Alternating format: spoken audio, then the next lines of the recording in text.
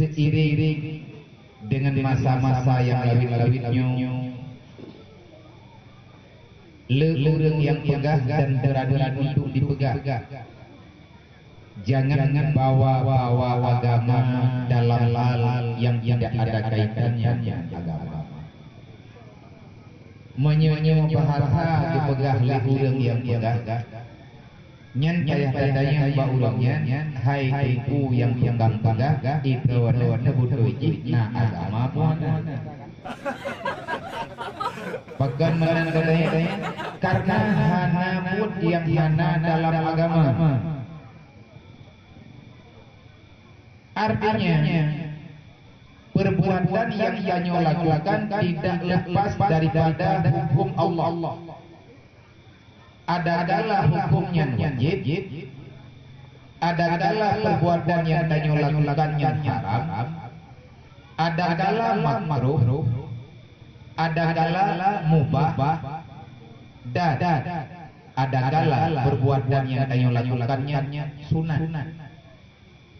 Berangkat puput yang Yanyo puput dapat haba handite daripada lidang bonyo, dapuput berangkat pulahan hidupin daripada lidang macam, tajak berangkat ho, dapat iman berangkat tetap lima macamnya. Itu biat tamam dalam hafalah. Inilah yang dikategorikan dengan hukum.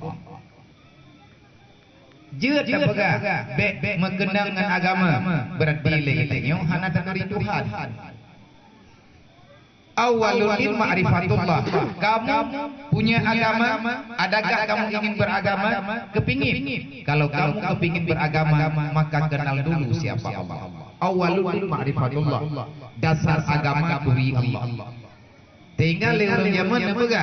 Din awai ma'rifatullah. Awai agama Tuhan hakaturi hana mandiri kata percaya.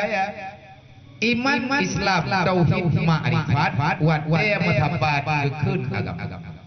Nya macam-macam.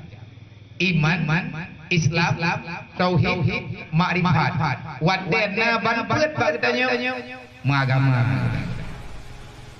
Berarti menyahana tamun tauhid dengan Allah. Artinya gedanya hana tak peesakan Allah. Tanya hanaruh dalam judulnya. Olehnya iman Islam. Putra Islamnya, Islam adalah perbuatan, tauhid keyakinan. Tauhid di dalam Islam jiwa. Man dua adanya nabagdayong.